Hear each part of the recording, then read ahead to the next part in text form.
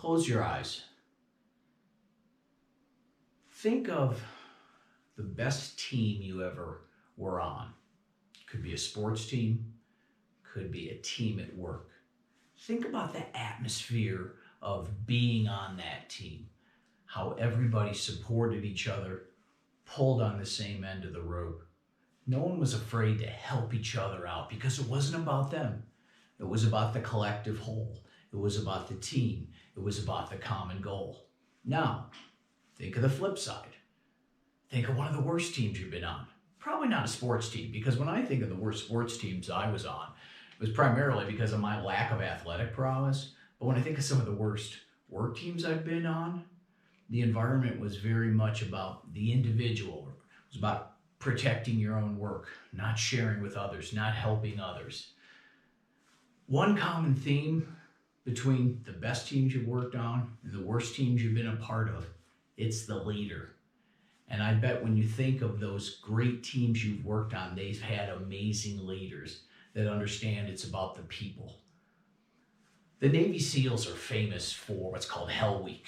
It is the last week of being a Navy SEAL where people go through a host of obstacles and only a small percentage of people actually make it out on the back end to be a Navy SEAL. And they can quit at any time and ring the bell, if you will.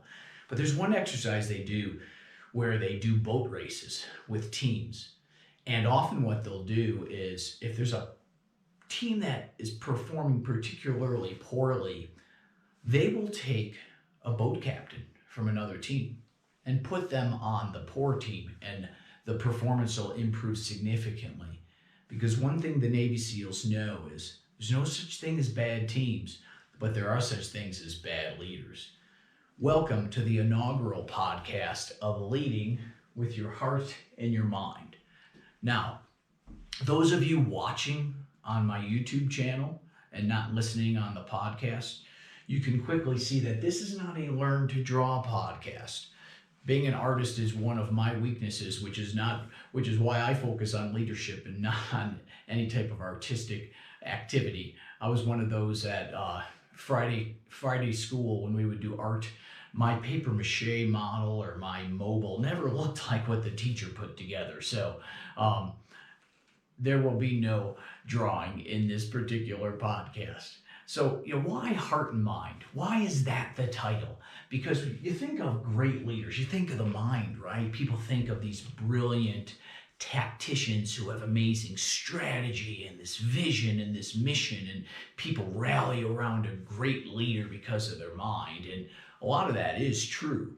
But if you don't have the heart, if you don't understand that first and foremost, it's about caring for your people, you can have the best strategy on earth.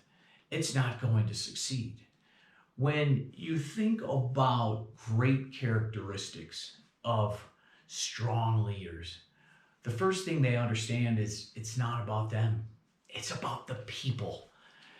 It doesn't matter if you're a coach of a sports team, if you're leading people that are selling computers, selling cars, working in financial services, working in the nonprofit industry. It's all about your people and creating an environment where those people can succeed. I love to quote Matt Campbell. He's a football coach for Iowa State.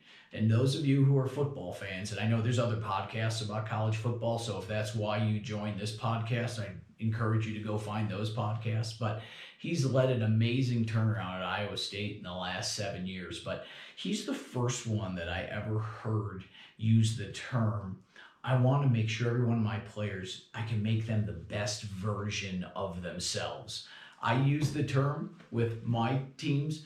I've heard other leaders now use it, so I don't know that he coined the term, but he's the first one I heard say it. But when you think about that, everybody is unique and different on your teams. They have different talents, skills, they bring different things to the table. But if you can create an environment and work with each one of them so they are the best version of who they are, guess what? You're going to have an awesome team. And if your team succeeds, then you as a leader succeed. But you need to care about your people. And, I use the word love a lot when I talk about my leading teams. And some people think love is taboo. I worked for a terrible leader who once told me, Scott, you're too close to your people. You're not supposed to be their friend. You're supposed to be their manager. And it's because I cared about my people. And I created an environment where they would bring their challenges and their concerns to me. Now, this leader who I worked for had created a toxic culture. And unfortunately, we had a lot of turnover, including turnover on my team. I couldn't keep people because I couldn't change that culture. And I would bring concerns to him and say, hey, we need to change this because it is impacting our teams in this way, and we're not succeeding as an organization. And he didn't want to hear it. But I used the word love. I have a doorstop in my office. This doorstop is particularly special to me. Now, those of you listening on the podcast and not watching on the YouTube channel, I'll describe it for you. It's a young boy holding his dog and hugging him.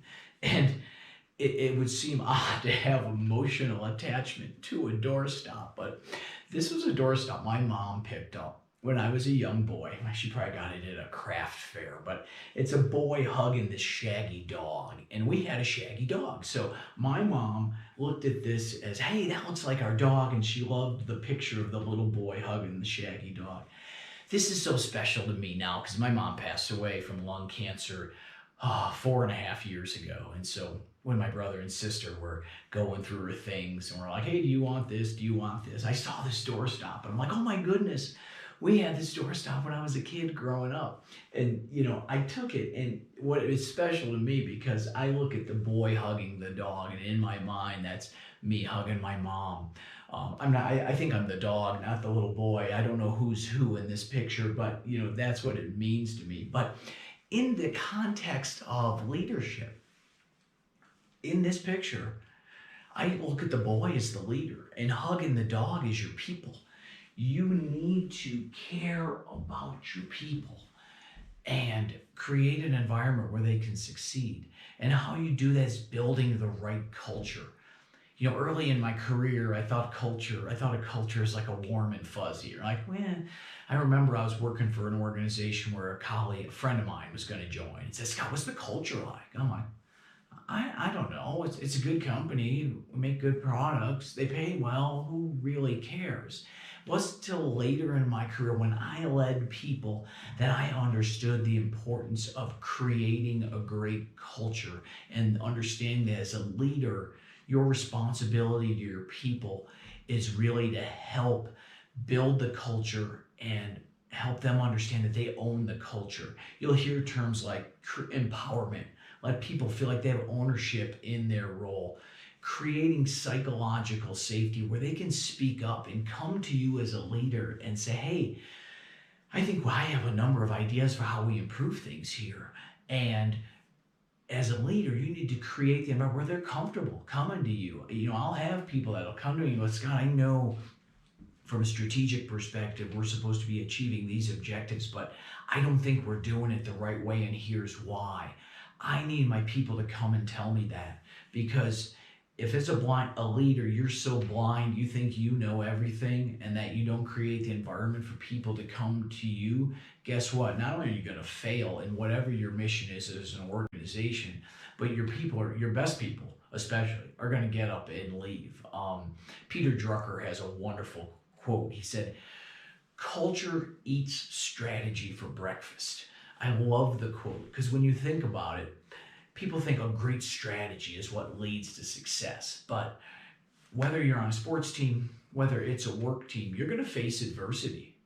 And when you face adversity, the teams with great culture are going to thrive because the individuals on those teams are going to rally around each other and say, hey, what do we do? How do we support each other to achieve our mission? Because our strategy's kind of gone off the rails because of these different components that we never expected.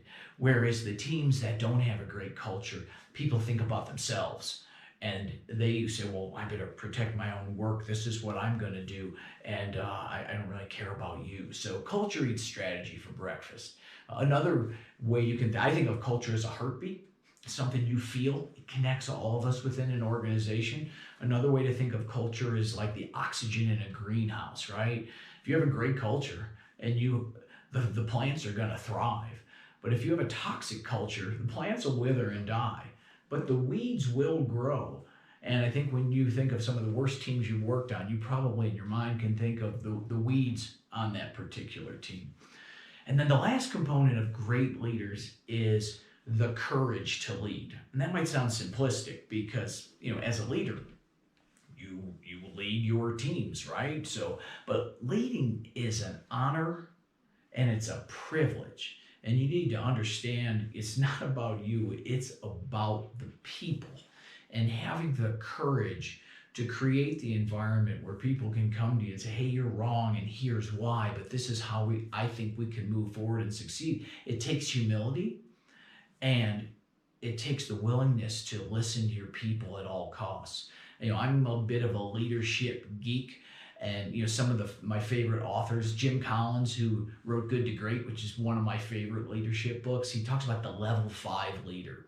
The level 5 leader looks through the window, doesn't look in the mirror. And I love it. It's such a simple concept, right? But the level 5 leader looks through the window at all of the people on their teams that they have the privilege to lead. And they say, oh, man, I have wonderful people.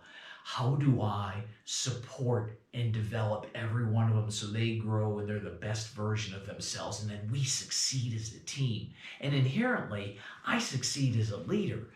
But the leader that looks in the mirror, and we've all worked for those leaders, right? And they're, well, I'm brilliant and we succeed because of me. All right, those are not leaders that are great leaders. That is not a level 5 leader. Another one of my favorite authors is Simon Sinek. He's written a bunch of books. I just finished reading The Infinite Game, but there's another great one is Leaders Eat Last, which really embodies how I think about leading people, as well as start with why. Your people want to know the why behind what we ask people to do. But he was quoted recently within the last year about, there's a small percentage of people who can actually say they love their job. So think about that for those of you who are watching or listening to this podcast, and there's probably 8 of you. Do you love your job, or have you ever worked at a place where you say, I love my job? And others, when you get into a conversation with people who love their job, some people say, boy, you're lucky to love your job. Well, Simon Sinek thinks it's a right that everyone should love their job. And to do that, you have to have a leader who creates the environment for people to grow and be the best version of themselves, for people to love their job. And then the last one of my favorite leadership authors is Marcus Buckingham. He spent years working for the Gallup organization and digging into what makes people tick. Many of you may have taken strength finders to understand what's your strength, what makes you tick, what makes you uniquely you. He'll talk about a red thread. He goes, when you find that red thread in life, that is the activity that you do when you work on something. Time disappears and you just get immersed in what you do. It can be a hobby, it can be work, but that's your red thread and you need to follow that. And he describes everybody as weird people. He goes, we have a bunch of weird people. So you may have a team, if you're fortunate enough to be a leader, of 7, 8, 9, 10 people. You have 7, 8, 9, 10 weird people. They all have unique talents and skills. It's your job as a leader to create the right culture for them to thrive and grow. And even though those 10 people may have the same objective on paper from a work perspective, how those 10 people are going to get there is going to be uniquely different because they're different people. And you need to flex your style as a leader to say, how do I help those individuals succeed? How do I create an environment and a culture where we all rally together as a team to achieve our objective? And it's not about me as a leader, it's about us people. So I'm done talking, and I'm sure you're happy about that.